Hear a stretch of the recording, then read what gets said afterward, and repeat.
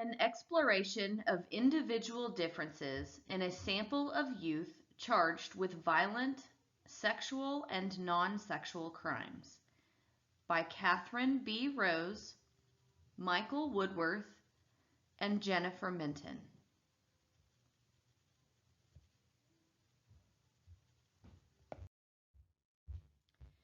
Please take a few moments to hit pause and read about our authors below.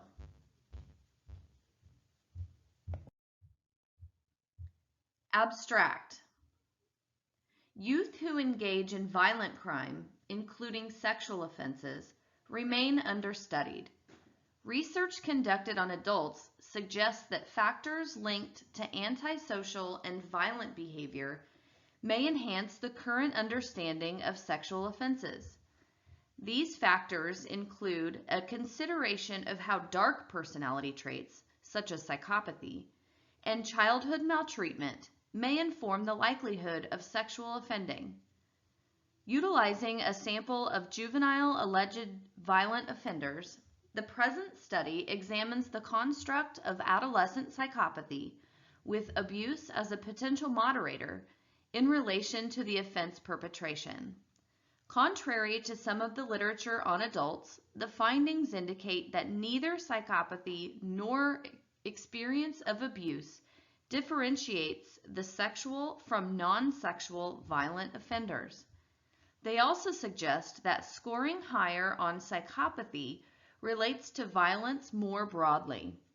The importance of tailored programming for youth who may be at risk of offending or who require treatment in the justice system is explored. Here are some statistics.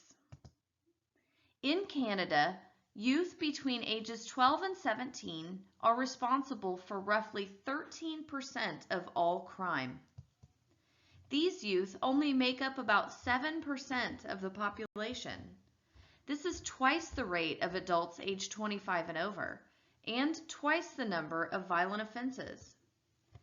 In 2016, adolescents under 18 years were responsible for 10% of crimes in the United States.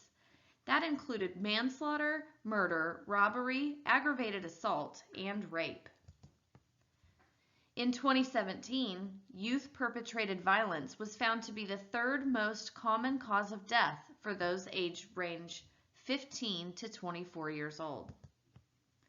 10 to 14% of sexual assaults in North America are attributable to youth under the age of 18. Now let's discuss adolescent illegal sexual behavior. There appears to be a lack of understanding of juvenile sexual offending for several reasons. It's possible that comparably low recidivism rates have directed attention to seemingly more severe adult perpetrators. Only a minority of youth are caught committing sexual crimes, and only a minority of those are likely to reoffend within a 5-year span. Youth are more likely to perpetrate sexual offenses against minors, meaning that their preferred victim group may be unable to fully understand the act, report it, or identify the abuser. And researchers are typically limited to a small research sample and a lack of substantiated theory. The psychopathic personality. Dark personality traits have been used to aid in explaining some individuals' engagement in harmful behaviors. Specifically, the personality disorder of psychopathy has long been associated with acts of violence.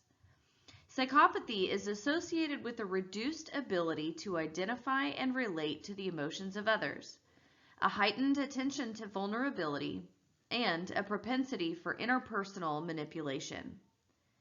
The impact of psychopathic traits is also evident in younger demographics. For example, emerging adults with psychopathic personality traits are more inclined to endorse sexually predatory behaviors and show a lack of empathy towards their victims. When examining adolescent psychopathy, we turn to the psychopathy checklist youth version. It is normed for ages 12 to 18, and it includes 20 personality traits that are measured on a scale of 0, 1, and 2. Those 20 traits are then divided into two factors, interpersonal and behavioral. From there, they split again, but for this particular project, we will discuss the primary factors of the PCL-YV. Factor 1 includes traits involving interpersonal relationships, how the adolescent wants to be perceived by others, and the development and maintenance of those relationships. Some examples of Factor 1 traits include impression management, grandiose sense of self-worth, pathological lying, and manipulation for personal gain. Factor 2 traits concentrate more on behavior, the youth's history of behavior, behavioral tendencies, and antisocial tendencies. Some Factor 2 traits include stimulation seeking, impulsivity, irresponsibility, and poor anger control. An enhanced understanding of how psychopathic traits related to youth-perpetrated sexual and non-sexual violence could reduce the likelihood of negative outcomes through treatment, or ideally, through early intervention. For example, developmental factors such as abuse has been found to increase childhood callous or unemotional traits carrying into adolescence. Adverse childhood experiences. Social learning theory suggests that individuals exposed from a young age to antisocial behaviors, such as aggression, are more prone to replicating those learned behaviors. Research supports the assertion that those reared in dysfunctional or disadvantaged households are at greater risk for adverse outcomes, including criminal behaviors. Childhood maltreatment has been found to relate to externalizing behavioral problems, including violence in adolescents. Adolescents with illegal sexual behavior have experienced more maltreatment overall, not exclusively childhood sexual abuse, than non-sexual offenders. It is possible that maltreatment impairs healthy perceptions of appropriate interpersonal relationships and decision-making about sex. This may help explain why childhood emotional abuse has been connected to relationship aggression, including partner violence in adolescence. In light of mounting studies that consider a potential biological basis to psychopathy, childhood maltreatment may be better considered as a risk or protective factor in relation to life outcomes. The present study. Research samples collected from a youth forensic agency in the United States included 113 youth ages 13 to 19 years evaluated between 2012 and 2016. The final sample included 113 male offenders, 21 of which had violent sexual offenses. Trained staff conducted interviews and assessed youth using the PCL-YV. Adolescent delinquent records were examined and coded for adjudicated violent offenses. The sample was then classified into violent sexual offenses and violent non-sexual offenses.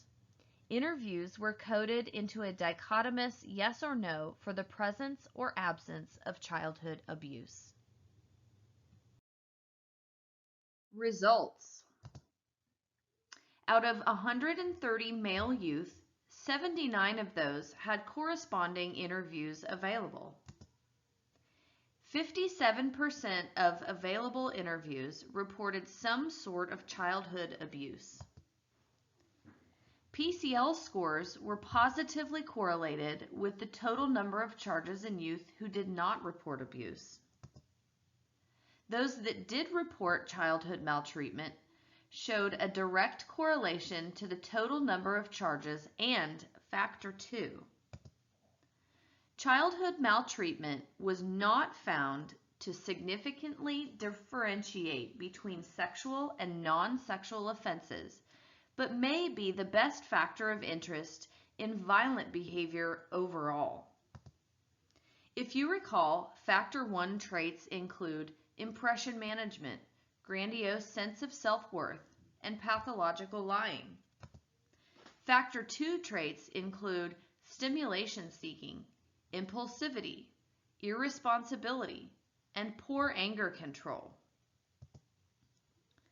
Finally, violent non-sexual offenses had a mean PCL score of 21.13. They showed to be higher on factor 1 traits than factor 2. And violent sexual offenses had a mean total PCL score of 23.95. They were higher on factor 2 traits rather than factor 1. Within the present sample, psychopathy and childhood maltreatment were not found to be predictors of a specific type of adolescent offending. Unlike some adult research, the psychopathic traits in this sample could not be used to distinguish violent sexual offenders from non-sexual ones.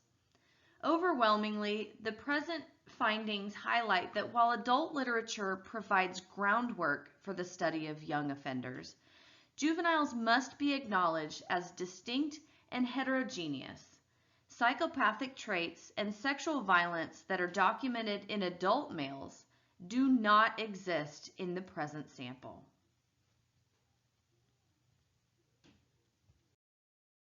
Thank you for watching. Please feel free to join me for discussions or send me an email, jennifer.minton@oja.ok.gov.